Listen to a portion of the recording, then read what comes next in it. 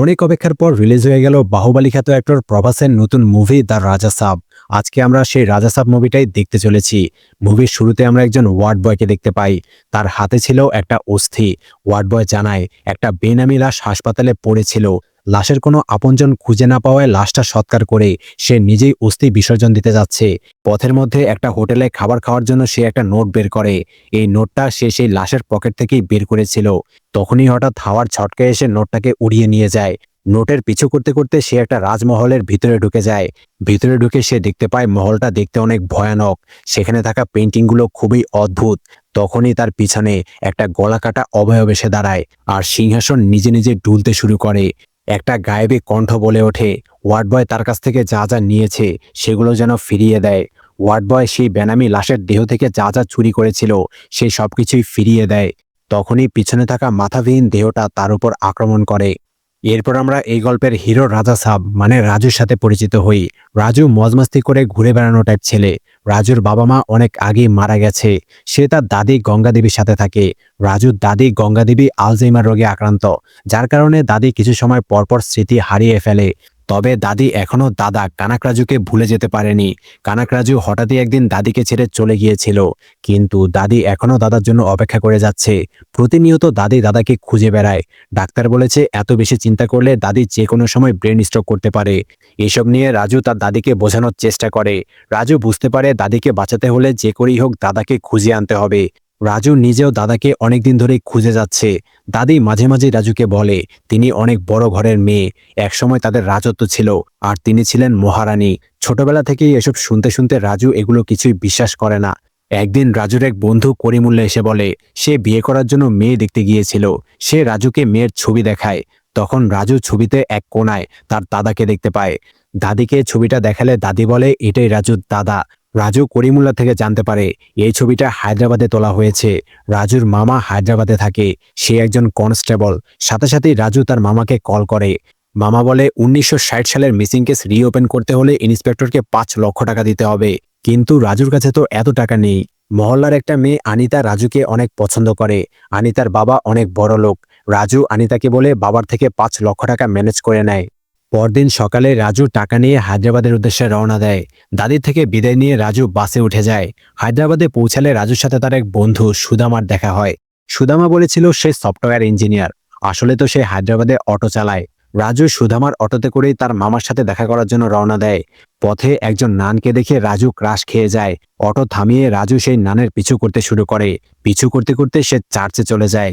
সেখানে রাজু জানতে পারে একটা বাচ্চার হার্ট প্রবলেম হওয়ায় অপারেশন করার জন্য সাহায্য চাওয়া হচ্ছে। বাচ্চাটাকে দেখে রাজুর অনেক মায়া হয়, তাই সে চার্চে 3 লক্ষ টাকা ডোনেট করে দেয়। এত টাকা দিয়েও রাজু রিসিটে তার নাম লিখতে নিষেধ করে দেয়।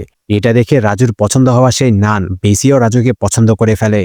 রাজু থানায় গিয়ে ইন্সপেক্টরের সাথে দেখা করে। রাজু ইন্সপেক্টরকে গঙ্গারাজু নামের একজনের ছবি দেখায়।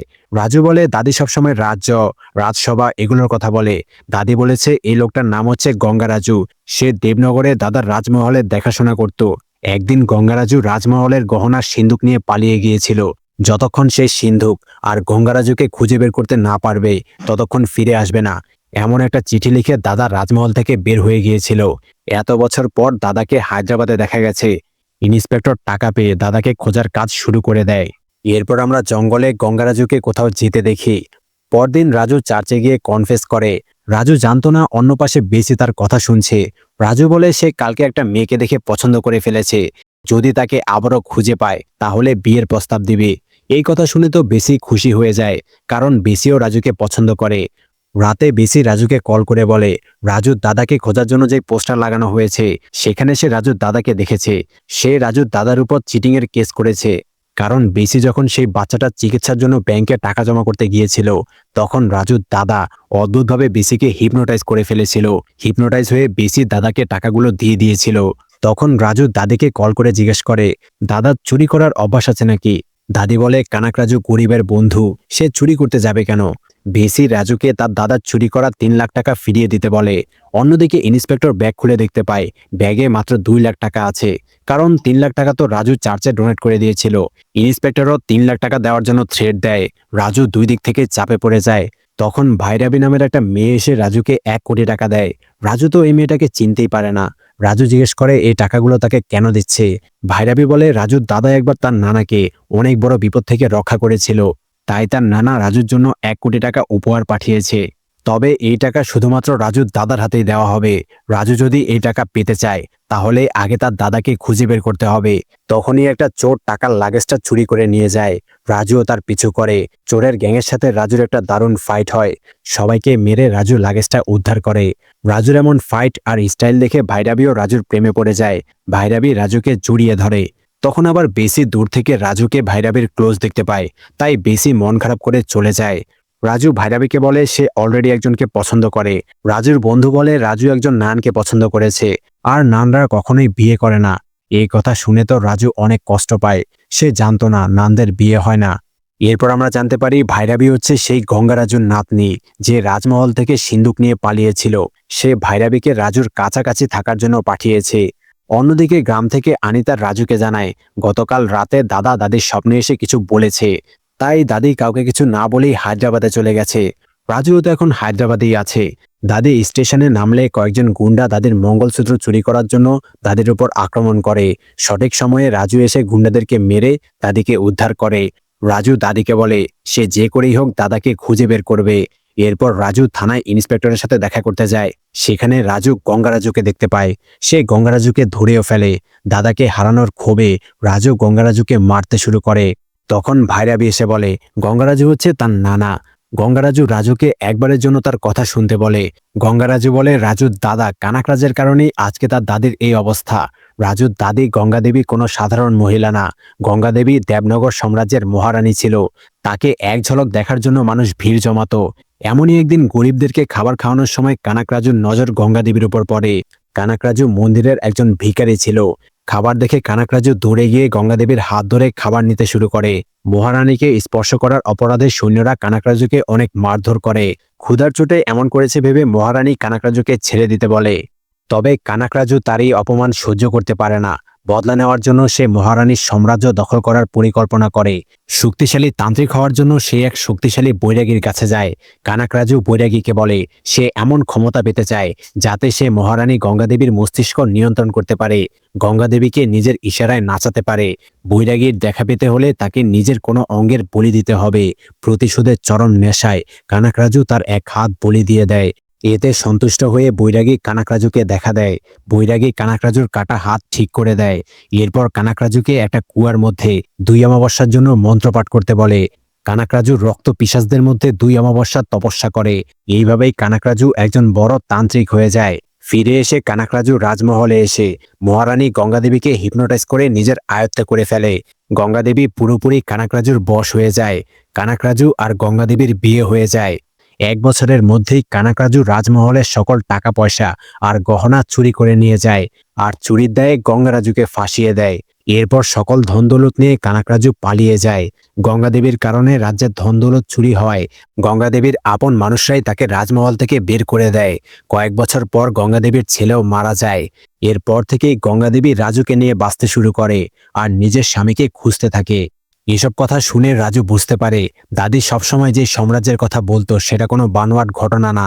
রাজু প্রমিস করে সে কানাকরাজু থেকে এর বদলা নিবেই। গঙ্গারাজু বলে সে খবর পেয়েছে কানাকরাজু নার্সাপুর ফরেস্টের ভিতরে কোথাও লুকিয়ে আছে। রাজু, ভাইরাবি, মামা আর সুধামা সেই ফরেস্টে কানাকরাজুকে খুঁজতে চলে যায়। ফরেস্টের ভিতরে তারা একটা রাজমহল খুঁজে পায়। রাজমহলের ভিতরে ঢুকে রাজু তার দাদার পেন্টিং দেখতে পায়। রাজু মহলের ভিতরে তার দাদাকে খুঁজতে শুরু করে। সেখানেই একটা রুমে প্রথম দিকে দেখানো সেই ওয়ার্ড বয়কে আটকে রাখা হয়েছে। খুঁজতে খুঁজতে তারা একটা রুমে এসে পৌঁছায়, যেখানে অনেক পরিমাণ টাকা আর হীরা জহরত রাখা আছে। তারা সেগুলো টাচ করতে গেলে ওয়ার্ড বয় এসে টাচ করতে নিষেধ করে। রাজু জিজ্ঞেস করে সে কে আর এখানে কিভাবে আসলো। ওয়ার্ড বয় বলে রাজু যাকে খুঁজতে এসেছে সে অনেক আগেই মারা গেছে। একটা গভর্নমেন্ট হসপিটালে হার্ট অ্যাটাক করে কানাকরাজু মারা গিয়েছিল। এটাই সেই বেনামি লাশ যেটা এই ওয়ার্ড বয় সৎকার করেছিল। ওয়ার্ড বয় তার সাথে ঘটা সকল ঘটনা রাজুকে খুলে বলে। রাজু বলে এগুলো তার দাদির সম্পত্তি আর সে এগুলোর ওয়ারিশ, তাই সে এই সবকিছুই নিজের সাথে করে নিয়ে যাবে। তখনই একটা হুইল পেপার উড়ে আসে আর ট্যাপ রেকর্ডার অটোমেটিক চালু হয়ে যায়। রেকর্ডিংয়ে রাজুর দাদা বলে এই রাজমহল তার শরীর আর এখানে থাকা সম্পত্তি তার আত্মা। এই সম্পত্তি শুধুমাত্র সে একা ভোগ করবে। কেউ যদি ওয়ারিশ হয়ে সম্পত্তি ভোগ করতে আসে তাহলে তার পরিণতি ভয়ানক হবে। রাজু বলে সে এখানে তার দাদির সম্পত্তি উদ্ধার করতে এসেছে, যে কোনো মূল্যে সে সম্পত্তি নিয়েই ছাড়বে। এই বলে রাজু একটা গহনার সিন্দুক খোলে। তখন কানাক রাজুর আত্মা ভয়ঙ্কর রূপ নিয়ে রাজুর সামনে এসে দাঁড়ায়। কানাক রাজু বলে রাজু এখানে নিজের ইচ্ছায় আসেনি, সে নিজেই রাজুকে এখানে নিয়ে এসেছে। সে মারা যাবার 3 দিন পর অন্য একজনের শরীরে ভর করে সে গঙ্গা দেবীর ছায়ায় পা রেখেছিল আর বলেছিল তার স্বামী মারা যেতে চলেছে, সে যেন রাজুকে তাকে বাঁচাতে পাঠায়। রাজুকে দাদি থেকে আলাদা করে দিয়েছে, যাতে সামনের অমাবস্যায় সে দাদিকে হত্যা করে নিজে পুনর্জীবিত হতে পারে। ভয় পেয়ে রাজু রাজমহল থেকে বের হওয়ার চেষ্টা করে, কিন্তু সামনের দরজা হঠাৎ করেই গায়েব হয়ে যায়। তারা পিছনের দরজা দিয়ে পালানোর চেষ্টা করে, তখন রেললাইন ছাড়াই একটা ট্রেন তাদের সামনে দিয়ে চলে যায়। অর্থাৎ এখান থেকে পালানোর চেষ্টা করলে তারা মারা যাবে, তাই তারা ভিতরেই থেকে যাওয়ার সিদ্ধান্ত নেয়। রাতের বেলা কানাক রাজু গঙ্গা দেবীর কাছে গিয়ে বলে সে জঙ্গলের মাঝে মুমূর্ষু অবস্থায় পড়ে আছে, আগামী অমাবস্যায় সে মারা যাবে, তাই গঙ্গা দেবীকে সেখানে তাকে বিদায় জানাতে যেতে হবে। দাদি রাজুকে কল করে স্বপ্নের ব্যাপারে জানায়। তারা বিভিন্নভাবে পালানোর চেষ্টা করেও ব্যর্থ হয়। দড়ি দিয়ে পালাতে গিয়ে সুদামা শক খেয়ে নিচে পড়ে যায়। তখন বেসি গাড়ি নিয়ে রাজমহলের ভিতরে চলে আসে। বেসিকে দেখে তো রাজু অনেক খুশি হয়ে যায়। বেসি এখানে তার 3 লাখ টাকা ফেরত নিতে এসেছে, যা রাজুর দাদা চুরি করেছিল। বেসির সাথে রিপ নামের একজন ব্রাদারও এসেছে। রাজু জিজ্ঞেস করে বেসি নানের ড্রেস পরেনি কেন। বেসি বলে সে এখনো নান হয়নি, তার মানে বেসি বিয়ে করতে পারবে। এটা জানতে পেরে রাজু আবারও বেসিকে পছন্দ করতে শুরু করে। সে বেসিকে তার দাদার ব্যাপারে বোঝানোর চেষ্টা করে, তবে বেসি আর রিপ টাকা নেওয়ার জন্য রাজকোষে চলে যায়। যখনই তারা সেখান থেকে টাকা আর গহনায় হাত দেয়, তখনই তাদের সাথে ভৌতিক ঘটনা ঘটতে শুরু করে। বেসি একটা ভয়ঙ্কর অবয়ব দেখে মারাত্মক ভয় পেয়ে যায়। ভয় পেয়ে তারা রাজকোষ থেকে বের হয়ে আসে। একই সাথে বেসি আর ভাইরাবি রাজুকে নিয়ে কাড়াকাড়ি শুরু করে। তারা দুজনেই রাজুকে পছন্দ করে। রাজু দুজনকেই তাল মিলিয়ে চলে। দাদি রাজুকে জানায় সে একটা ভয়ানক স্বপ্ন দেখেছে। সে জানতে পেরেছে দাদা মারা যেতে চলেছে। রাজু বলে দাদার কিছুই হয়নি, সে দাদাকে দাদির কাছে নিয়ে যাবেই। এরপর রাজু বলে এইভাবে আটকে থাকলে হবে না, তাদেরকে কিছু একটা করতে হবে। বেসি বলে সে একজনকে চিনে, যে ভূতপ্রেত তাড়ানোর কাজ করে, তবে সে কোনো তান্ত্রিক না, তার নাম ডক্টর পদ্মভূষণ। সে ভূতপ্রেতের বিষয়গুলোকে বৈজ্ঞানিকভাবে সমাধান করে। এতে সে অনেক সফলতাও অর্জন করেছে। বেসি ডক্টর পদ্মভূষণকে কল করে রাজমহলে ডেকে আনে। ডক্টর রাজমহলে প্রবেশ করে মহলে থাকা পেইন্টিংস, মূর্তি এইসব কিছু পর্যবেক্ষণ করতে শুরু করে। অনেকক্ষণ পর্যবেক্ষণ করে বলে কানাক রাজু কোনো সাধারণ তান্ত্রিক না, সে একজন সাইকিয়াট্রিস্ট, এক্সোরসিস্ট, হিপনোটিস্ট। সে ব্রেন নিয়ে খেলা করে। রাজমহলে থাকা প্রত্যেকটা আর্ট, পেইন্টিং, শোপিসের মাধ্যমে হিপনোটাইজ করে সে যে কাউকে কন্ট্রোল করে ফেলে। এখানে যারা এসেছে তাদের চিন্তাশক্তি কন্ট্রোল করে তাদেরকে এখানে ফাঁসানো হয়েছে। ডক্টর পদ্মভূষণ রাজুকে হিপনোটাইজ করে সমুদ্রের কিনারায় ঘুরে বেড়ানোর কথা চিন্তা করতে বলে। হিপনোটাইজ হয়ে রাজুর ব্রেন সমুদ্রের কিনারায় চলে যায়। সে সমুদ্রের কিনারায় মুক্তা কুড়াচ্ছিল। তখনই কানাক রাজু রাজুর ব্রেন কন্ট্রোল করে একটা ভয়ানক দৃশ্য দেখায়। রাজু রাজমহলে এমন একটা রুম দেখে যেখানে কানাক রাজু দুইজন মানুষকে বলি দিচ্ছে। এই কথা ডক্টরকে জানালে ডক্টর সবাইকে নিয়ে সেই রুমটা দেখতে যায়। দড়ি টান দিলে কুয়া থেকে 2টা মাথাবিহীন দেহ বের হয়ে আসে। ভয় পেয়ে সবাই রুম থেকে বের হয়ে আসে। ডক্টর পদ্মভূষণ একা ভিতরে থেকে যায়। তখন কানাক রাজু ডক্টর পদ্মভূষণের সামনে এসে দাঁড়ায়। ডক্টর রাজুকে কানাক রাজুর ট্রিক্স বলে দিলে তো রাজু আর তাকে ভয় পাবে না, তাই কানাক রাজু ডক্টরের ব্রেন কন্ট্রোল করার চেষ্টা করে। সে ডক্টরকে এমন একটা সিন দেখায় যেখানে ডক্টর আর তার প্রিয় নাতনি কার অ্যাক্সিডেন্ট করতে চলেছে। তবে ডক্টরের ব্রেন অনেক স্ট্রং হওয়ায় কানাক রাজু সহজে তাকে কন্ট্রোল করতে পারে না। তাদের মধ্যে এক ধরনের মস্তিষ্কের যুদ্ধ চলে, তবে শেষমেশ ডক্টর এই যুদ্ধে হেরে যায়।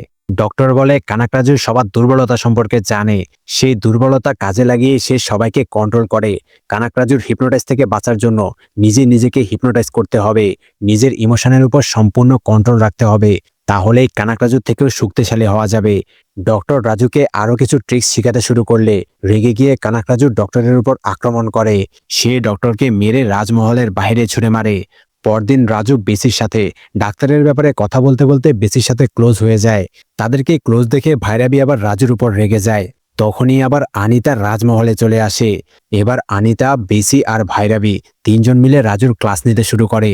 তারা বলে রাজুকে যে কোনো একজনকে বেছে নিতে হবে। অন্যদিকে অমাবস্যার রাতে কানাক রাজু রাজুর কণ্ঠ নকল করে গঙ্গারাজুকে কল করে। সে গঙ্গারাজুকে বলে দাদার অবস্থা অনেক খারাপ, তাই দাদিকে ফরেস্টে নিয়ে যেতে হবে। গঙ্গারাজু দাদিকে গিয়ে বলে কানাক রাজু মারা যেতে চলেছে, শেষবার সে দাদিকে দেখতে চেয়েছে। এই কথা শুনে দাদি ব্রেন স্ট্রোক করে। গঙ্গারাজু দাদিকে হাসপাতালে নিয়ে যায়। এরপর গঙ্গারাজু রাজুকে এই ব্যাপারে জানালে রাজু বলে সে দাদিকে আনতে বলেনি, তার দাদা অনেক আগেই মারা গেছে, এসব তারই মায়া। দাদির অবস্থা খারাপ শুনে রাজু গাড়ি নিয়ে রাজমহলের গেট ভেঙে হাসপাতালে চলে আসে। তবে হাসপাতালের কেউই রাজুকে দেখতে পায় না, রাজুর কথা শুনতে পায় না। কানাক রাজু বলে ওঠে কেউই রাজুকে দেখতে পারছে না, কারণ রাজু আসলে মহল ছেড়ে বের হতে পারেনি। হাসপাতালে যাওয়ার ঘটনা একটা ভ্রম ছিল।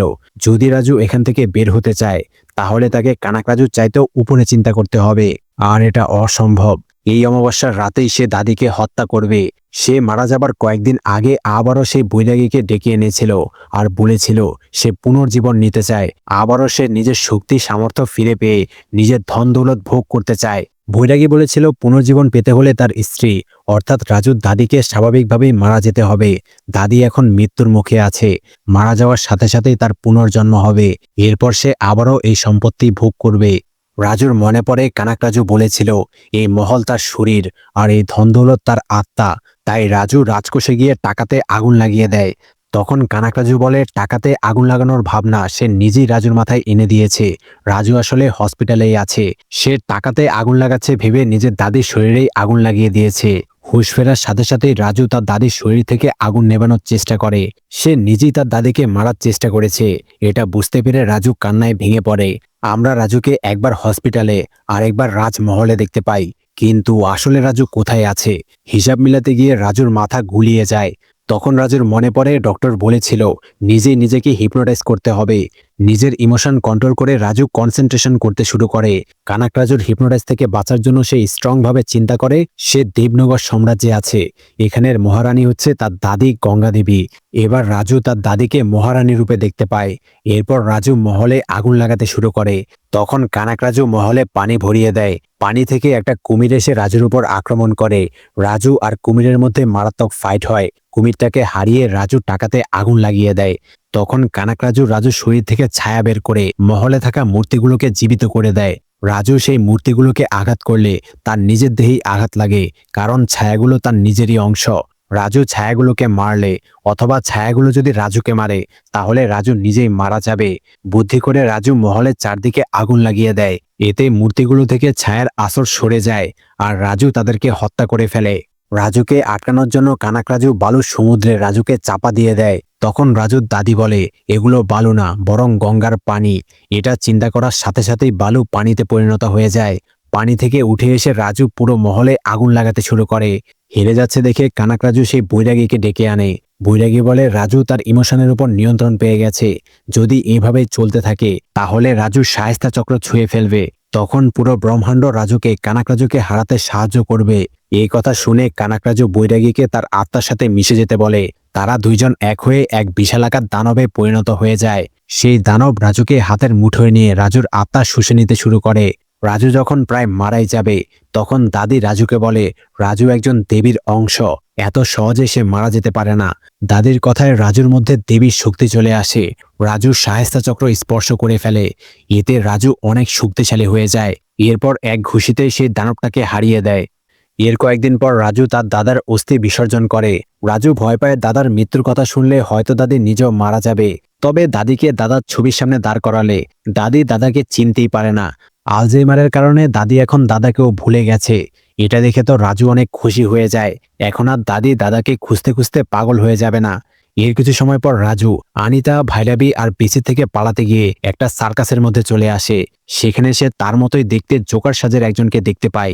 এর মাধ্যমে সেকেন্ড পার্টের ঘোষণা দেওয়া হয়, রাজা সাব 2 সার্কাস 1935 মুভি এখানেই শেষ হয়।